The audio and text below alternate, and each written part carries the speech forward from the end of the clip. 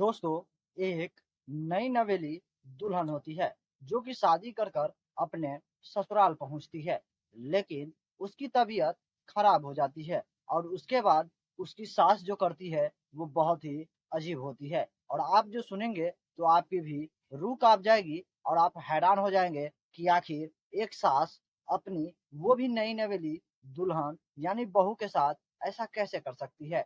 दरअसल वो अपनी ही नई नवेली बहू को एक तांत्रिक के साथ एक कमरे में भेज देते हैं, जो कि एक अंधविश्वास और आस्था का प्रतीक होता है। और उसके बाद वो जो तांत्रिक होता है वो उस नई नवेली दुल्हन के साथ उस कमरे में जो करता है वो उसके बाद वो रूह कपा देने वाली थी। और जब इसके बारे में उसकी बहू अपनी सास को जो घटना घटती है उसके बारे में जब बताती है तो उसकी सास के भी पैरों तले से जमीन खिसक जाती है। और उसके बाद एक ऐसा कांड हो जाता है जो सभी को रूह कपा कर रख देती है। आखिर उस दुल्हन के साथ उस तांत्रिक ने ऐसा क्या किया था जिसकी वजह से पूरे गांव में बवाल मच गया। आज के इस पूरी कहानी में विस्तार से जानेंगे। नमस्कार दोस्तों, मेरा नाम है सुशील पंडित और आज की यह घटना उत्तर प्रदेश राज्य के कानपुर जिले की है।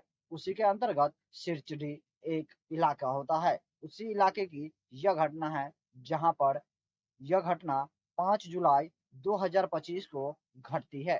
एक नई नवेली दुल्हन होती है जिसकी शादी एक युवक के साथ होती है और वो दुल्हन अपने पति के साथ अपने ससुराल पहुंचती है, जो कि अपने मन में हजारे सपने लेकर सजोए होते अपने ससुराल पहुंचती है। और ससुराल पहुंचने के दौरान ही अचानक से उसको जो है सर्दी खांसी और जुकाम होने लगता है। ये बात जैसे ही उसके पति को पता चलती है, उसका पति अपनी माँ को ये बात बताती है। उसकी जो एक नई नवेली दुल्हन थी जो अभी अभी शादी कर अपने ससुराल पहुंची थी, उसकी सास उन्हें जो है कुछ दवाइयां ला कर देते हैं ताकि उनका सर्दी और खांसी जो है वो सही हो सके। लेकिन जब वो दवा वो दुल्हन खाती है तो उसकी सर्दी और खांसी जो होता है वो बिल्कुल भी सही नहीं होता है, क्योंकि मौसम के बदलाव की वजह से उस नई नवेली दुल्हन का जुकाम सही नहीं होता और मौसम भी वायरस की और आज सर्दी जुकाम की रहती है। लेकिन उसको सास को ऐसा लगने लगता है कि उसकी जो नई नवेली दुल्हन जो बहू अभी अभी शादी करके आई है, शायद उसके गांव से कुछ लोगों ने तंत्र मंत्र की क्रिया कर दी है। यानी कि उसकी सास को ऐसा संदेह होने लगता है कि उसके बहू के ऊपर किसी भूत प्रेत का साया है। इसीलिए वो अपनी बहू को किसी डॉक्टर के पास न ले जाकर वो एक तांत्रिक को जो है पता लगाते हैं ताकि वो अपनी बहू को दिखवा सके। तभी गांव वालों से ये पता चलती है कि गांव में एक बहुत ही जाना माना तांत्रिक है जहां पर कई लोग आते हैं और अपनी बीमारी की समस्या का समाधान लेते हैं और ठीक होकर वो वहां से चला जाते हैं। उस तांत्रिक का नाम विजेंद्र यादव होता है। जैसे ही उस दुल्हन को सास को ये बात पता चलती है, वो उस विजेंद्र यादव से कांटेक्ट करते हैं जो कि एक तांत्रिक होता है। लेकिन शायद उसकी जो सास थी उन्हें ये पता नहीं थी कि उसके बहू के साथ जो घटने वाली है वो काफी अजीब और हैरान कर देने वाली थी। दरअसल जैसे ही वो कांटेक्ट करता है वो सारी पूजा की तैयारी करने के लिए उसकी सास को कहते हैं। जो सामग्री होते हैं वो सभी सामग्री को लाकर रखने को कहते हैं। और वो एक दिन जो है शादी से ठीक 10 दिन बाद यानी कि 15 जुलाई को जो है पूजा पाठ की पूरी तैयारियां हो जाती है और रात के 10 बजे वो तांत्रिक विजेंद्र यादव उस महिला के घर पहुंचते हैं जहां पर वो अपनी नई नवेली दुल्हन का जो है तंत्र मंत्र से इलाज करवाने की सोच रखी थी। लगभग 1 से 2 घंटे तक वो तंत्र मंत्र की प्रक्रिया करते हैं और उस दुल्हन की जो है इलाज करने की कोशिश करते हैं। उसी दौरान उसकी जो सास होती है वो अपनी नई नवेली बहू से कहती है कि जाओ तुम नहा कर वापस आ जाओ एक नए कपड़े पहनकर।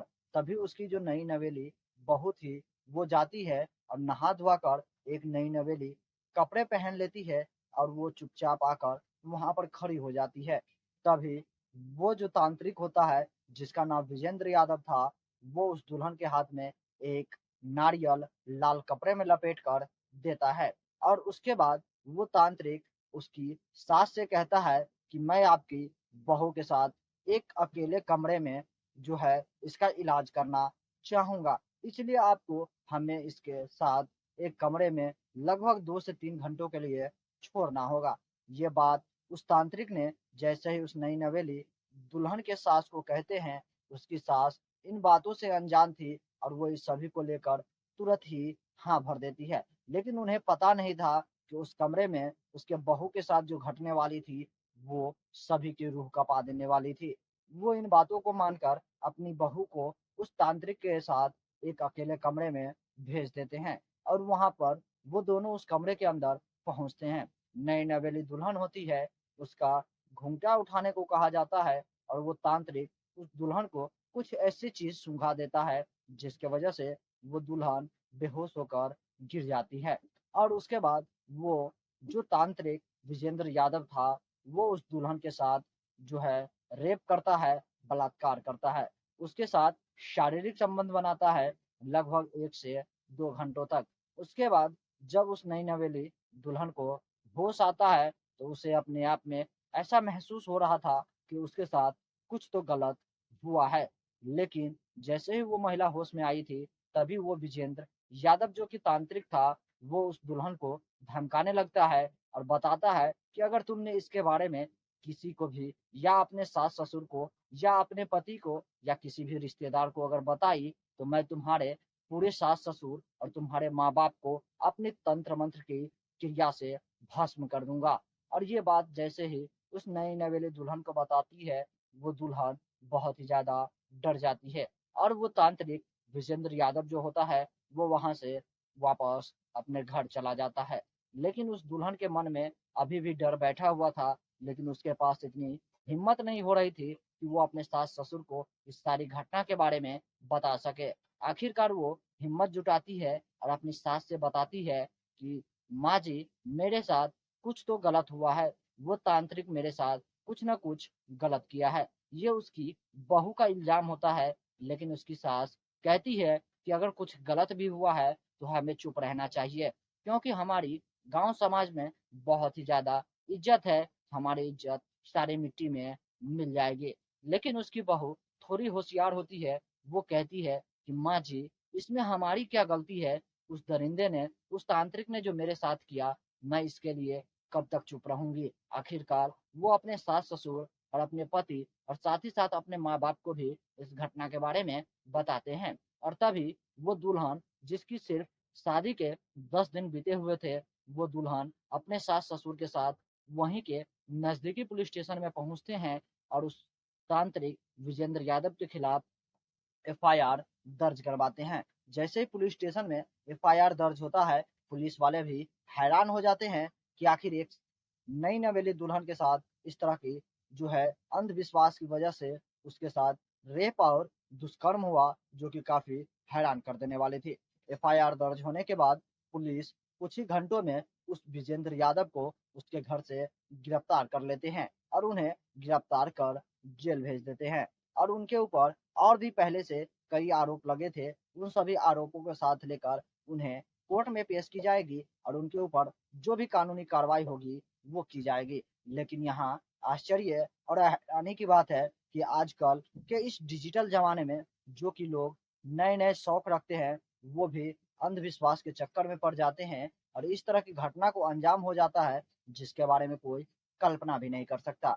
बाकी दोस्तों इस तरह की घटना और इस तरह की कहानी को लेकर आप लोगों को क्या लगता है हमारे कमेंट सेक्शन में कमेंट करके जरूर बताइएगा।